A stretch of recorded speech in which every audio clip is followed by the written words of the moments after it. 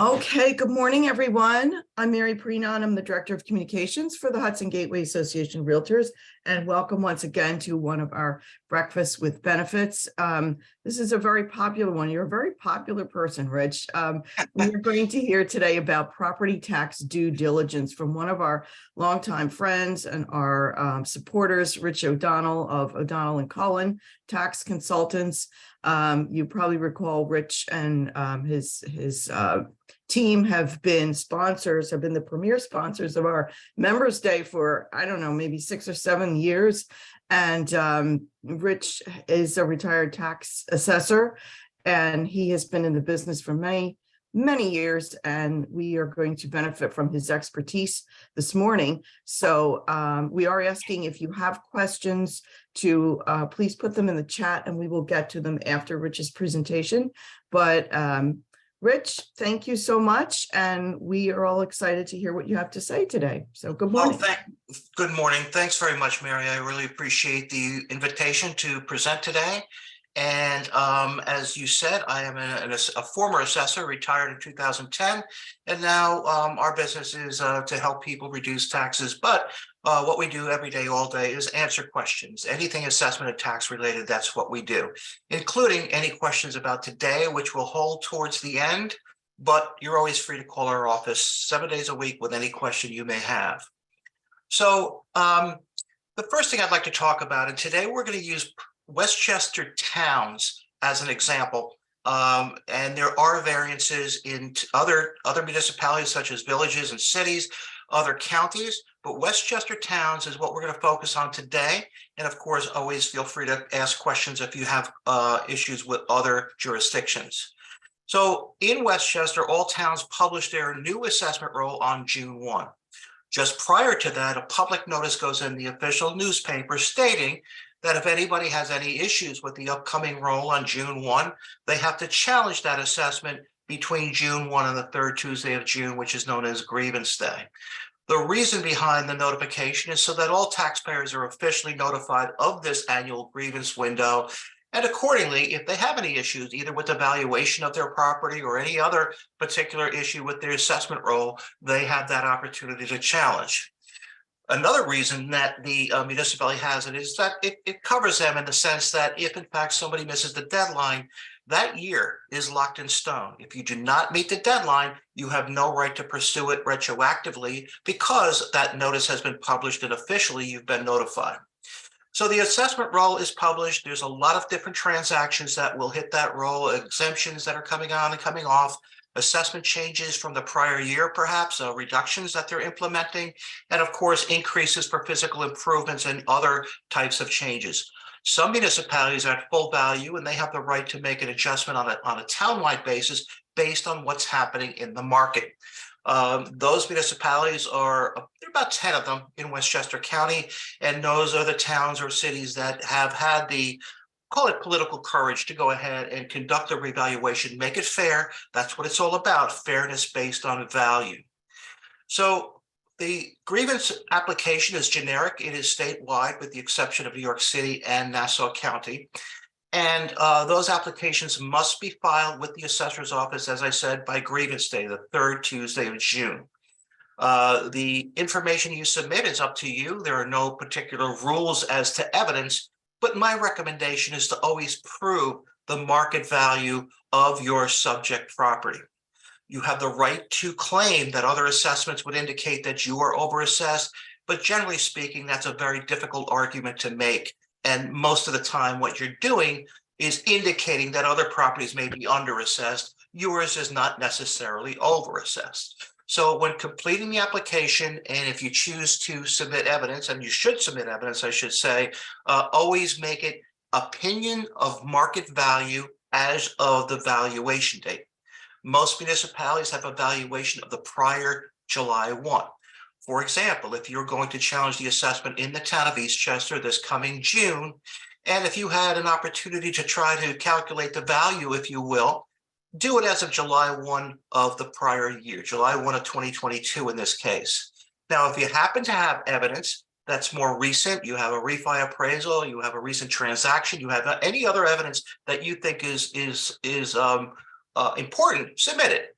the board can make adjustments to go back to that valuation date. And accordingly, there's no wrong if you submit evidence that is not pegged to that date. Ideally, that's the date you want to value the property for, but not necessarily does it have to be. Now, there are some municipalities that have a valuation date of the current June 1, and therefore you should do the investigation to value closer to the June 1 tentative assessment roll. So the Board of Assessment Review is generally a 5-member panel appointed by the town board, and they have the duty to review all applications and make decisions as to whether the assessment should or should not be reduced. Boards cannot do anything but deny the case or reduce the assessment. They have no right to increase an assessment. It simply cannot happen. The assessor is the only person that can increase an assessment, and only on that roll June 1. So there's no harm in filing a case, although I recommend, and in our business, we pre-qualify people, if you will. We want to know whether somebody is legitimately overassessed. It's not about taking a shot. It's not about, let's see what we can get out of this situation. It's about fair-minded people looking at their assessment, understanding whether the value is on the assessment roll is higher than what they could sell their property for if it were on the market. That's the only true criteria. So what happens then is you submit your evidence, and the board will review it over the summer. I should back up for a minute, because on grievance day, property owners and or their representatives have the right to come in and speak with the board, make their arguments, and see whether or not the assessor has any input, because the assessor may do so on that day only. The assessor cannot participate in the Board of Assessment Review deliberations, other than the assessor's office acting as bookkeepers, if you will, for the process. There's a lot of paperwork that has to be dealt with, and accordingly, the assessor's office lends assistance in that regard, but not in terms of recommending values. The board is designed to be an independent board from the assessor, so as you can get a fair shake in terms of whether or not you have a case. By fair shake, I am by no means suggesting the assessor would not do the right thing, but clearly there's thousands of properties on the assessment roll. Clearly there's properties that are overassessed in any given year in all municipalities. Less so in those municipalities that have gone to full value, as they do their very best to maintain an equitable and current assessment roll. So the board will meet. You have the right to ask questions. You have the right to present evidence. Usually you'll have 5 or 10 minutes, depending upon how busy the board is on that day. And they will make notes and take it into consideration when they deliberate over the summer months. And just a reminder, right now we're talking about Westchester towns, their variances for cities and villages, as well as other counties. So it's a difficult job for the board. Many times the boards are not particularly educated in real estate valuation. They are effectively volunteers, although some municipalities will offer a stipend to the board members. And some municipalities are fortunate to have people who are experts in valuation. I always suggest realtors should consider applying to be a Board of Assessment Review member in their jurisdiction, as they clearly know the market. They clearly have a lot to offer, and the results will be more accurate and more diligent, if you will, if in fact true real estate experts are on the board. Real estate appraisers would also be another candidate for Board of Assessment Review members, but there's no restrictions. The boards will take training classes to be qualified, and in my opinion, and generally they are fair, although generally overwhelmed. So the board will meet over the summer. It's difficult. They probably have 3, 4, 5 work sessions, usually in the evening. Some of them are working during the day, maybe all of them. And accordingly, they will meet over the summer and deliberate on each and every case. In my experience, they don't have a lot of time for each case. So you want to be as precise and concise with your evidence, so as the board can wrap their head around your application and in a short period of time make an informed decision. I've seen grievance applications with 2 inches worth of evidence and national data and all kinds of market trends all kinds of things that the board simply will not have the time to dig into. I always recommend a third-party professional appraisal. That is what we do with our business, but it's by no means required. Clearly, it costs money, and particularly for a taxpayer filing on their own, they may feel that they have a good idea of the value. They may know of sales in their neighborhood. They may know a way to validate their case, but third-party professional appraisal is, in my opinion, the best way to go. It will have brand new measurements of the property. It will have interior, exterior color photographs. It will have adjustments made for the differences between the subject property and the comparables. That's very, very important, so that that board will have, in a very short period of time, a true understanding as to whether it is a valid case.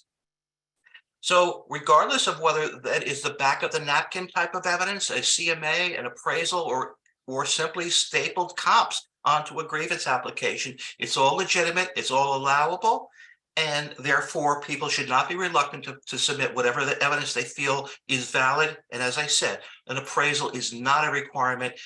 There's no need to spend money, because you can certainly do enough research on your own to figure it out and challenge that assessment. So the Board of Assessment Review will issue their decisions on or around September 15th, when the final assessment roll is published. So the only changes that will happen on the assessment roll between June 1, when it's a tentative roll, and September 15th, when it's a final roll, I'm going to put final in quotes because in a sense it's not final, but the only decisions that will be made, the only changes made on that roll will be by a decision of the Board of Assessment Review. And as I said earlier, they can do two things. They can deny your case, or they can issue a reduction, whether it be the full reduction that you're seeking or a partial reduction. Both of those scenarios happen very, very frequently, but those are the only things that can happen. There should be no fear from a taxpayer who has a legitimate case that something bad will happen. I've heard all kinds of rumors that, if they apply for a variance, this is going to work against them, that the assessor is going to have it out for them. None of this is true. The assessors are fair-minded individuals who are simply trying to do their best to make things fair. Having said that, people should also realize that the assessment roll, the assessment process, is a zero-sum process. The assessor has no incentive whatsoever to raise an assessment beyond what it should be raised to, and vice versa. The reason being is that no additional revenue is generated via assessment changes. And that is confusing to some people. They don't understand. They think assessors are gougers out to generate income from the municipality.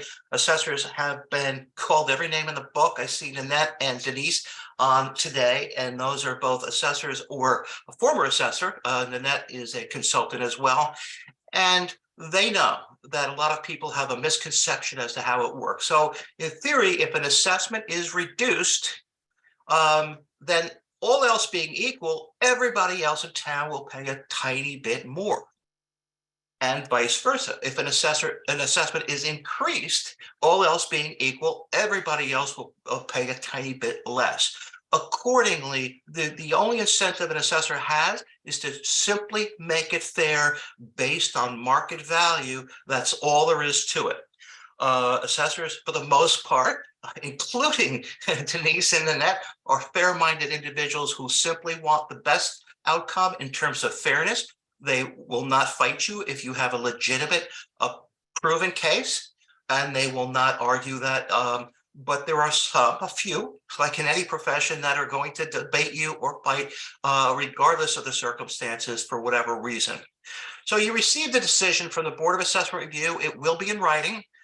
It will be around September 15th, and the letter will have a description of what your legal rights are should you disagree with that decision. It's not unusual. So in the event that you disagree, you have the right to challenge via the next stage, which is called Small Claims Assessment Review, or SCAR. And it is a state Supreme Court proceeding, not as daunting as it may sound. The cases are filed with the county clerk, $30 filing fee, and then you have the right to pursue your case further. The restrictions are that you cannot achieve more than a 25% reduction, and it is limited to 1, 2, and 3 family owner-occupied properties. It also includes a freeze for the upcoming assessment roll. The following year's assessment cannot be changed by the assessor, with a few exceptions, such as physical improvements or a townwide adjustment to the assessment roll. And the 25% limitation is in stone. There's no way that you're going to ever achieve more than 25%. That leads to the next myth. People believe the entire process has a 25% limitation when that's not exactly correct. It's only the second stage. So in theory, if your assessment were excessive by 40%, the Board of Assessment Review at the first stage issues a 15% reduction. You're entitled to seek the further 25% so as you get the 40% you wish. Now, that's an unusual reduction. There still are some that are over-assessed by that extent, but the point is, only if you're denied by the Board of Assessment Review are you limited to a 25% reduction. The other limitation is the 1, 2, and 3 family owner-occupied properties. As an assessor, even though I took an oath to uphold all laws, I didn't agree with that particular rule, and accordingly, I never asked a question. So people would file. I never really cared to know whether it was owner-occupied in my mind, even though the rule says it has to be owner-occupied. I kind of turned a blind eye to that. I never asked, don't tell, and I would deal strictly with the valuation in the small claims process. Well, some assessors are by the book, completely understandable, and they will invoke that rule, sometimes a little bit too gleefully for my liking. But the bottom line is those are the rules for small claims assessment review. It has to be filed with the county clerk, preferably electronically, $30 filing fee. It has to be done within 30 days of that September 15th final assessment roll. Once again, we're talking about Westchester towns. And then what will happen is your case will be filed with both the town. You have to file it with the town clerk. You have to file it with the school district. There are particular rules that you have to follow in order to make your case valid, and it has to be done by the deadline. Otherwise, you'll be out of luck. Now, the assessor will have a copy of that case as well, and then they will do their bookkeeping. So in other words, file the cases in any way that they feel to proceed with them, either in address order, section, block, and lot order, but generally speaking, they will put it in order of representatives. In other words, they will batch them by the representatives or the pro se cases, which are filed by the individuals. Then anybody and everybody has the right to discuss their case with the assessor and see whether or not a settlement can be achieved. The majority of cases are settled. I should say the majority of legitimate cases are settled. Some assessors are saddled with a lot of cases that are filed without any previous knowledge as to whether or not there is a valid case.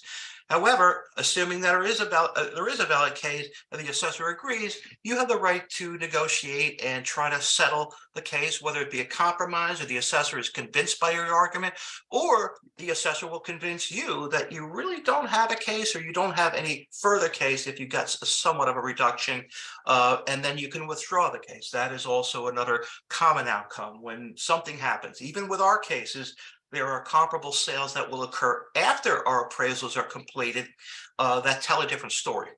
And we recognize that. Sometimes those sales, that evidence works in our favor, and our clients are very happy to find a new comp that's helpful. And sometimes the evidence is in support of the town's position. But we are always willing to listen to all evidence that the assessor may have. It's kind of an ongoing process so that things do pop up. Even after the appraisal may be filed in June, sales that occur after June and until the fall, or whenever the case is negotiated, new evidence could pop up, and therefore people have the right to use that on both sides of the aisle, so to speak. So the assessors, as I said, are fair-minded. They're going to try to find a way to reach a settlement, and if not, you have the right to go to a trial. Now, the trials are generally held in the Westchester County Courthouse in White Plains, but many are being held, or all of them perhaps, are being held via Zoom these days, which is kind of handy because the assessors and former assessors here will agree that it's kind of a day killer to go over to court, spend all that time, and it's very, very helpful to have these now via Zoom. So there will be a judicial hearing officer who will be there. Also, hopefully they have a good feel for the valuation of real property, and they are there to make a fair decision. They may suggest you continue to negotiate. They may send you out of their courtroom and say, go out in the hallway and talk some more. And if not, both sides have the right to present their arguments. The judge will inform people whose turn it is to make their presentation, whose turn it is to make their rebuttal. It's a very fair, honest process. And what happens is the hearing officer within 30 days will issue that decision, and it is binding. You can't go back after that and say, well, I don't agree with that, I want to refile. It doesn't work that way. So in Westchester Towns, whether the decision is made completely with the Board of Assessment Review, you're thrilled with that decision in mid-September, you're no need to go any further, or you go through the small claims process, the reduction will occur for the first time on the April 1st bill of the following year. There are some exceptions to this particular calendar, even within Westchester Towns, such as Rise City and Harrison have an earlier date, but almost all towns have April of the following year will be the first tax reduction based on the prior June's grievance. Now, a lot of people think that that's unfair, but the calendars are set not by the local assessor. They are bound to live with them, and it works the other way. If in fact you have made improvements to your home, and you will feel the increase the following April. So it can help you if you've made improvements and your assessment is increased because you've increased the value of your home. That increase will occur on June 1. And then you don't have to pay taxes until the following April 1st. So the calendar is fair, although it is frustrating if you do a reduction, you do have to wait some time before that reduction will kick in. So that is the basics. Now, I teach a 3-hour class that will get into much more detail, but today is just a basic overview as to what we call property tax due diligence.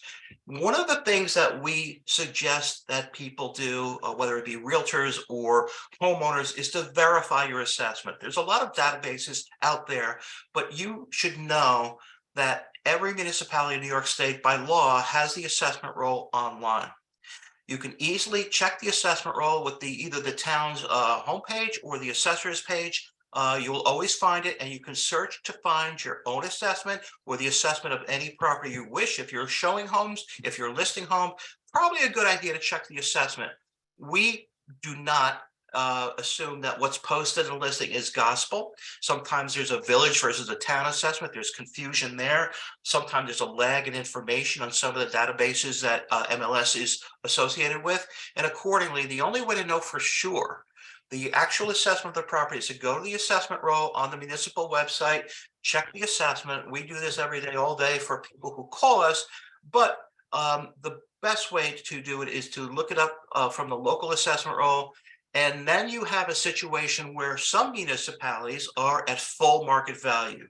It is what it is. If you see an assessment that's at $685,000, that is the value in those jurisdictions where the assessor or the assessor's office believes that that's the fair market value. Now, of course, they can't possibly view every property every year, but that is considered to be the assessor's opinion for the purposes of the following year's taxes. Any issue with it, you are responsible. The taxpayer is responsible to challenge the assessment if it's not fair. So the way, if you're in a full value municipality, as I said, there's again about 10 of them, including Wright Town. Denise, a thumbs up, Denise. Wright Town is a very equitable assessment roll, and accordingly, you will see full value assessments. No need to do any math, no smoke, no mirrors. It is straightforward. It's the way it should be. Frankly, I'd be put out of business to a great extent if everybody went to full value. I'm a believer in full value as an assessor. I always wished I could go there, but it's difficult, it's political, it's expensive. For that reason, about 10 municipalities are the only ones in Westchester that have done so.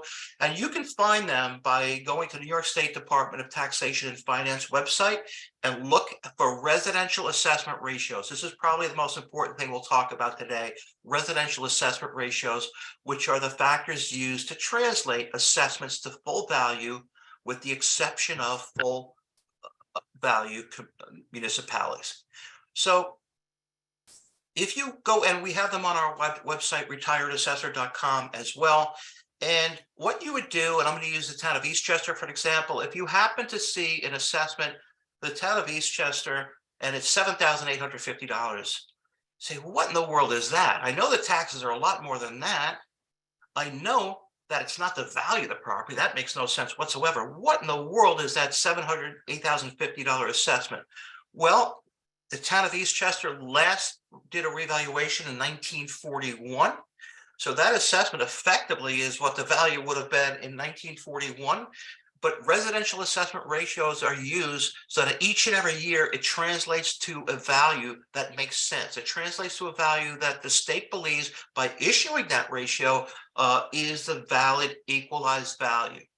So simply take the total assessment of the property, in this case, town of Eastchester, $7,850, divided by the residential assessment ratio in the town of Eastchester, which happens to be current at 1.03%. When you do the math, 7,850 divided by 1.03%, it comes to 762,136. So now you have something that does make sense. So the assessment, the way we like to describe it, is the common denominator between the value of the property and the taxes that you pay. If you challenge an assessment, effectively that same reduction, if you're successful, will apply to your taxes. 10% reduction in your taxes will cause a 10% reduction in what taxes you would have otherwise paid had you not challenged. All the residential ratios in our service area are on our website, and I strongly recommend that you do look at those residential ratios. You do calculate them on your own. You make no assumptions as to whether the assessment and taxes are correct in the listing. I've seen hundreds and hundreds of inaccuracies over my career, and I've also seen hundreds and hundreds, as we speak, hundreds of properties that are overassessed or underassessed. And those are the things to look out for. If you're showing homes, you're showing 4 homes this weekend, take a look, see whether any of those assessments are higher than they should be. And now we'll talk about the bad news aspect of the assessments being too low. In municipalities that have not done a revaluation, the assessor cannot increase an assessment upon sale. It is considered to be welcome stranger. That's the nickname given to it.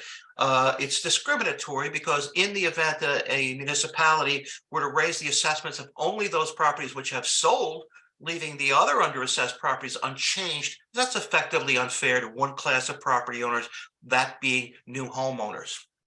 However, should the assessor discover improvements, let's say the property is underassessed by $200,000. Let's assume it's the town of Eastchester, and the assessor were to find the new kitchen.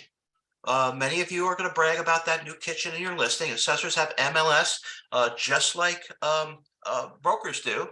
And accordingly, they're going to say, well, the property is underassessed by $200,000, but we didn't know about this new kitchen. This was done illegally. It was done without a permit. Assessors sometimes will call it midnight carpentry. Happens all the time. Assessors are very wary of it.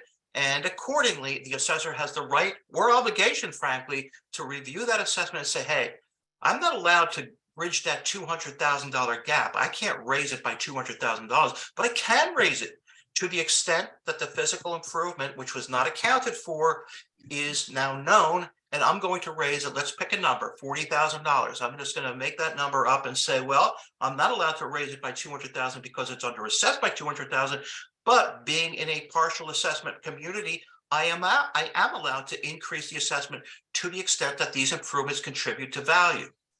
Now, when I was an assessor, of course, you would find the old funky basements from the 1950s, and now they really don't have any value. In fact, they're a negative in terms of value because the buyers are looking and say, well, that's a knotty pine basement, and I'm not crazy about that. Eventually, I'm going to have to renovate that accordingly. I'm going to pay a little bit less because of the fact that this is a deterrent to value. A brand new finished basement, of course, is going to add value, and the assessor has to consider that.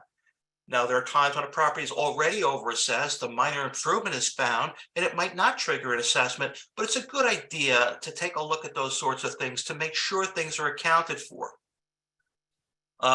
Years back, I got a phone call from a realtor, terribly upset that she had a call from a taxpayer. It was the town of Greenberg, and the property that she sold to a young couple, just scraping by, just trying to make the deal happen, and they did. Turns out they were very significantly underassessed, almost 40%. Eventually, because of the calendar we spoke about earlier, eventually it was almost 2 years before the adjustment was made. The assessment can be increased in full value communities because they're increasing everybody. So eventually that assessment is going to reflect fair market value. It may not be a year, it may not be 2 years, but you should be very, very careful that if you're dealing with underassessed properties in full value communities, you might be not helping your buyers if you don't do your due diligence and figure out whether it's underassessed and might be in line for reduction at some point in the future, generally within a couple of years. So that young couple found out their assessment went up by 40%. The realtor called me hysterically crying, what should I have done? What did I miss? How could I have avoided this? Well, all it comes down to property tax due diligence. Be aware of it. Look out for your buyers because that could happen. So we call these the bad news phone calls. We get quite a few of them. We have people who want to know whether the property is underassessed. Can there be an increase? People have found that there's been brand new improvements. You have any idea what might happen? We'll chat about that. If people want to have a conversation as to what could happen if improvements have not been recognized, we'll talk with anybody and everybody and explain to them what the situation is, but be careful. You don't want to have that situation where you're crying and calling the town or me saying what went wrong.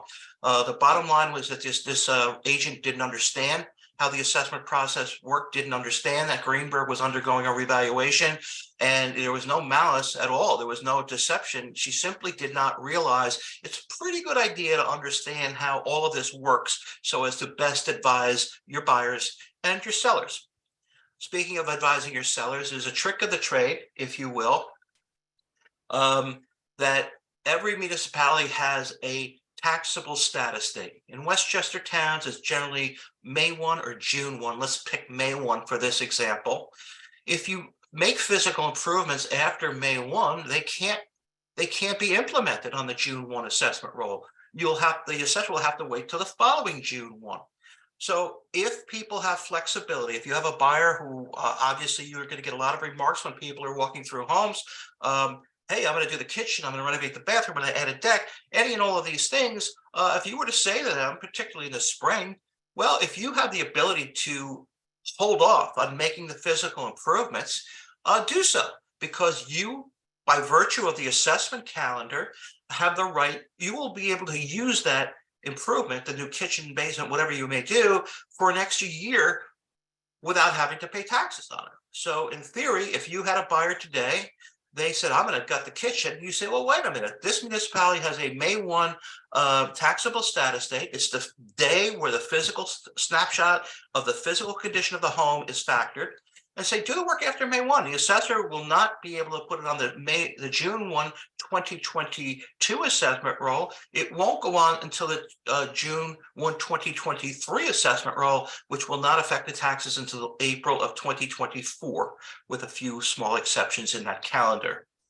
Conversely, if you know anybody that is tearing down homes, any developers are tearing down homes, you want them to knock it down prior to taxable status date and race to the assessor's office with photos and proof that the assessment of the land is now vacant.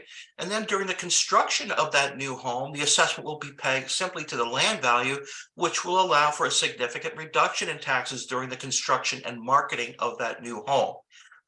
Also be aware of partial valuations. You have a brand new home being built. The taxable status date, let's say, is May 1. The home is halfway completed. The assessor can't simply say, well, there's no value been added to the land. There certainly has been. And I'm going to put a 50% assessment on that property, or let's say 70% assessment on that property. It's been framed, it's been enclosed, and now it's sheetrocking, doing rough electric or rough electric before sheetrock, of course. And the assessor's determination, it's a 70% assessment. Then you have people looking to purchase that home. Let's say they're looking in the fall, and they look at the assessment and they believe that it's full value. That could be a problem as well, because if in fact the buyer doesn't realize, that it's a partial valuation, they could be in for a surprise the following June 1 when they're going to get a letter sent to them saying the assessment is going to be going up to 100% of that value for new construction. And accordingly, they didn't know that because they didn't realize it was partial valuation. Call the assessor's office. They will let you know for new construction if it is partial. We will translate the assessment if you like, and to give you an opinion as to whether this appears to be partial simply by the numbers. But the best source would be to call the assessor's office to see if it's a partial assessment, so as to best protect your buyers once again from an unwanted or unknown increase in assessment and taxes in the future. Improvements that need to be legalized. There are obviously, as we talked earlier, there's plenty of time that a property is being sold, permits weren't issued, or improvements have been made, and the assessor has not yet been aware of it, or have not yet had a chance to look at it. For example, an improvement made in June of any given year can't be dealt with until the following June. So therefore, it's important that your buyers, when they see recent improvements, get a feel for whether or not those improvements been accounted for by the assessor, and the assessor will be happy to let you know whether or no, we haven't gotten to it yet. Maybe they'll even give you some help in terms of guidance as to what kind of increase they may be looking at. So partial assessments, improvements being legalized, step back, take a look, call the assessor's office and say, A, has this been accounted for? If not, do you have a feel for what might happen so as I could appropriately guide my buyer? Some assessors will be happy to give you an idea, and some assessors will say, you know what, it's just too soon to tell. You'll have to wait until that June 1 assessment roll is published. So that effectively covers today's presentation. There are a lot of other things that we do talk about in the 3-hour class. Coincidentally, I have one tomorrow. I have another one in March. I forget the date, Mary. I don't know whether you have it handy. I can look that up. But that is, if you could handle, this, maybe you'd want 3 hours worth of it. But that will happen tomorrow morning. And again, as I said, sometime in March, we're scheduled as well. So does anybody have any questions today? I know there's quite a few people on today, so maybe today, right now would be a good time to start with that process. There's quite a few questions in the chat, and I'll just go up and in the order that I received them. Someone is asking, does the month change according to the different towns or city? They said Bronx, for example. What was the last part of that, Mary? Does the month change according to different towns, like the month that you mentioned in the beginning? Yeah, all Westchester towns are on the same schedule assessment wise. A couple of them have a earlier date where the savings would hit or the increase would hit depending upon the circumstances. But again, the New York State Department of Taxation and Finance has all this information so that people can understand the very particulars in regard to their own jurisdiction. Yes, it can vary. Okay. Someone's asking, do the courts require an appraisal, or is a CMA acceptable? All evidence is acceptable. The reason we use appraisals, and it's not necessary, is to give the Board of Assessment Review and or the court the most concise and accurate information by a third-party professional. But you can submit whatever evidence that you like, and the Board of Assessment Review or the judge will give it the weight that it deserves. Okay, here's another. Can you introduce new supporting sold properties in court? Of course, yeah. The best evidence you can have would be comparable sales of homes that are, as like the subject property as possible. I mean, sometimes you have unique homes or sales where you have to go further away from the subject, but recent sales of comparable homes is ideal. Here's one from Laurie. Do municipalities that are not full value assessment raise assessments based on market sales? And how does that differ from the 100% RAR municipalities? No, the full value assessments are the 100% RAR municipalities, and they do very precise studies to study neighborhoods, to study types of homes, the appreciation, depreciation. I have never been fortunate enough to work in a full value municipality. Both Nanette and Denise, who are here today, have had that ability. So I can't tell you all the studies that go into conducting the first-time revaluation and the subsequent updates, but there are statistical studies done to make it accurate as possible. As I said, there's no incentive to do anything but that. Okay, someone is asking if you could repeat that formula that you mentioned before, Rich, about the Sure. ratio. Yeah. Sure. We're going to give an example in the town of Eastchester, and you can see these residential ratios on the website, retiredassessor.com. So the hypothetical assessment in the town of Eastchester is $7,850. You see that total assessment on the assessment roll, you verified it yourself, and now you want to figure out what in fact that means. Divide it by the residential assessment ratio, also known as the RAR. That happens to be 1.03% as we speak. And accordingly, when you divide 7,850 by 1.03%, you will get 762,136. You can then compare it to what your buyer may pay for it, what your seller may be listing it for. That is the assumed value for tax purposes. And that's a way for you to get a feel for what the town thinks the value is when you're not at 100% of value. Okay. You may have mentioned this before. Someone's asking, how do we find when the taxable status day is for our county?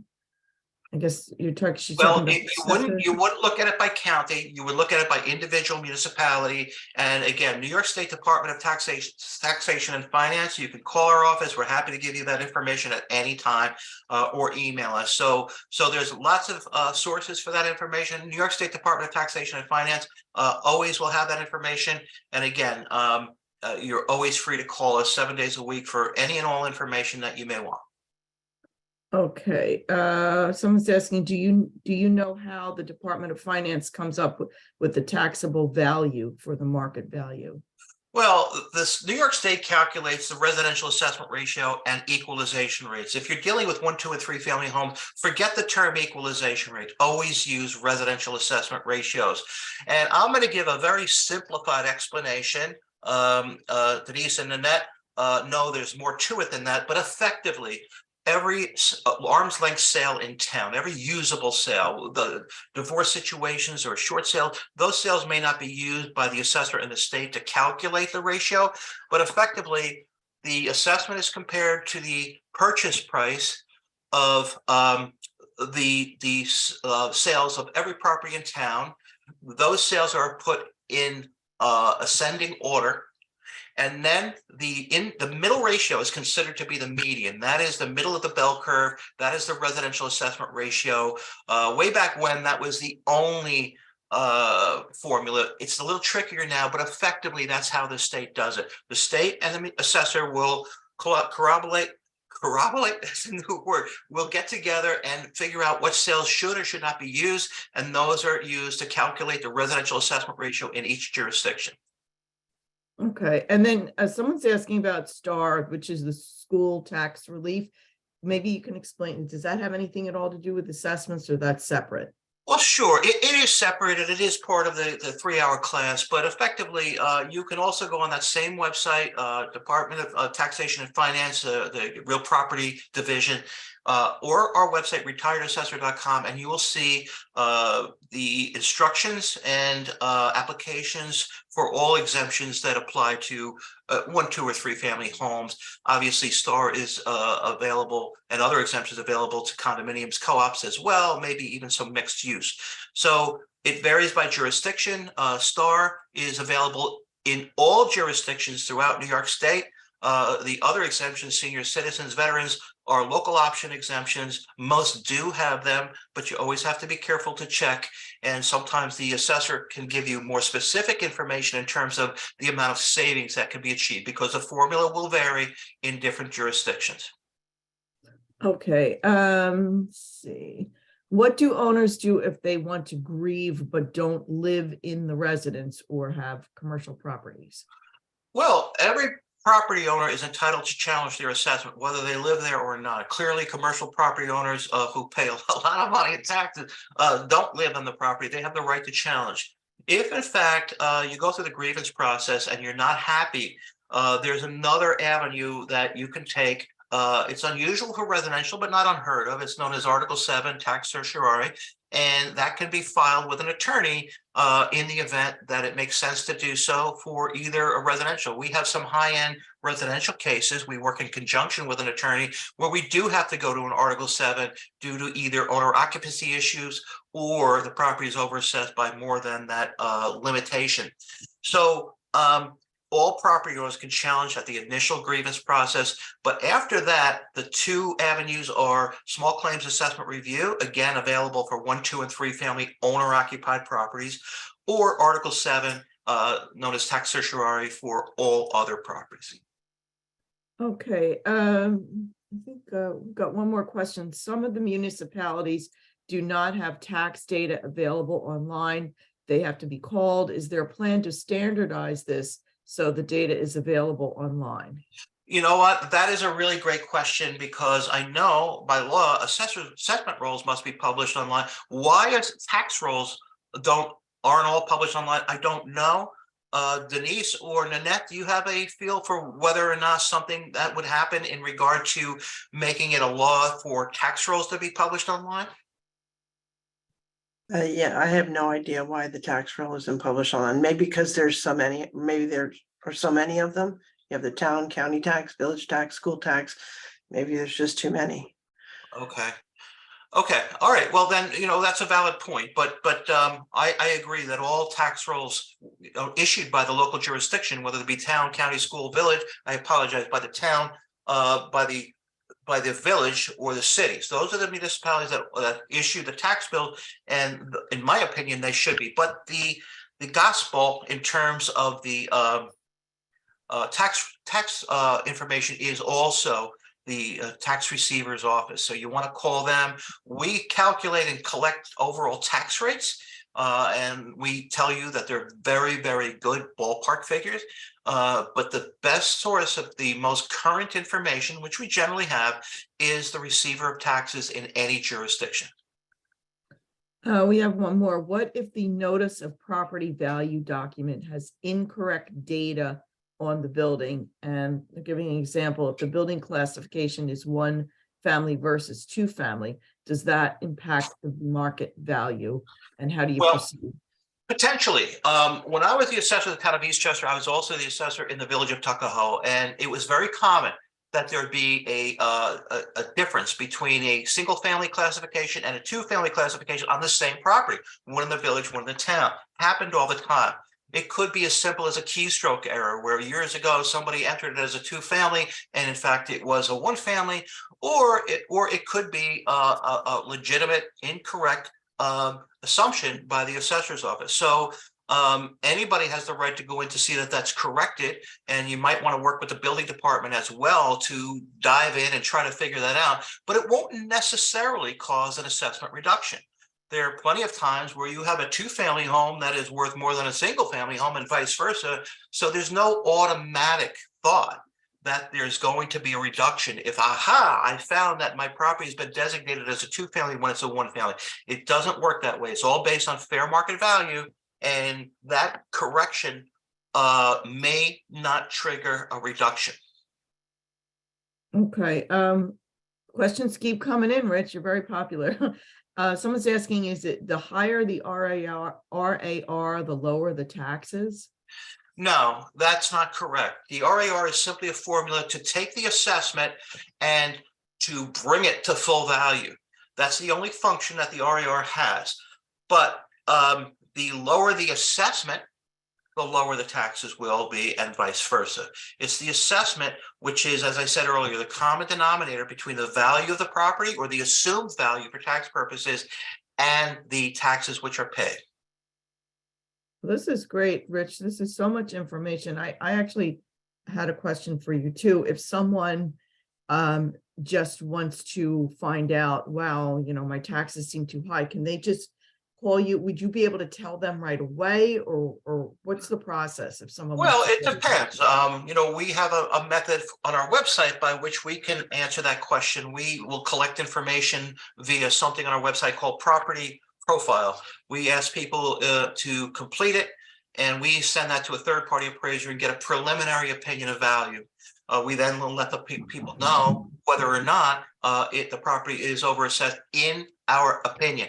And I say our, I'm talking about the third-party appraiser who's going to review it.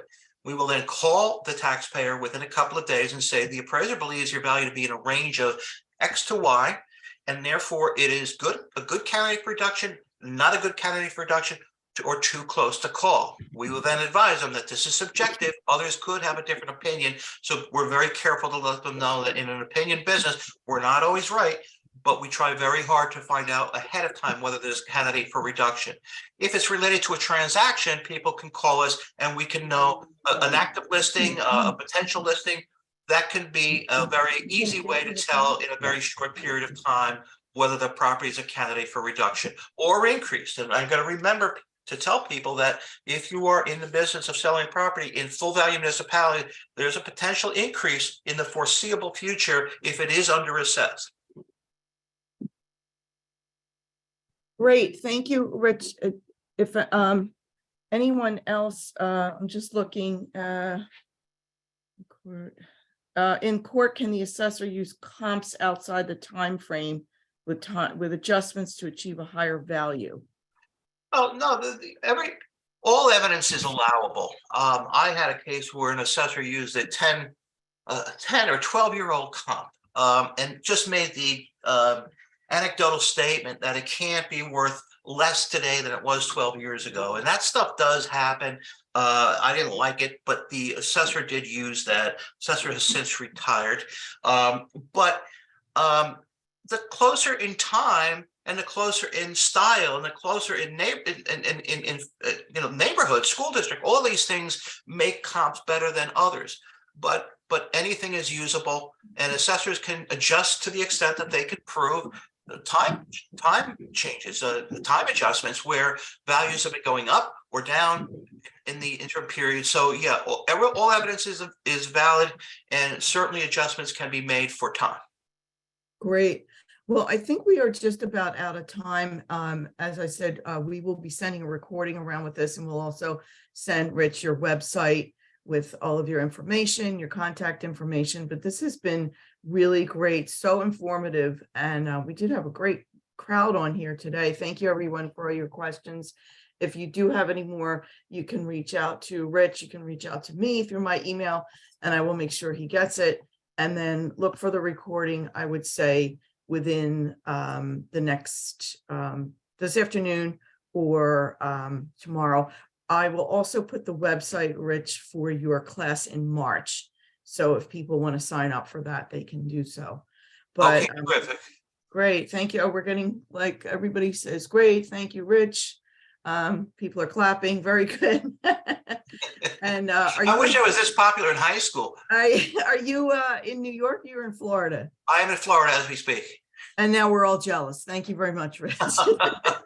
I'd take the camera and move it to the window, but I don't want to do that.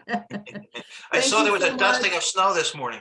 Right, and next week, on February 7th, we're actually going to have someone from Bradford Tax Solutions talking about doing your taxes and saving money on your taxes when you file for your 2022 Are you talking about income taxes, Mary? income taxes. Okay, gotcha, Yes. So, gotcha.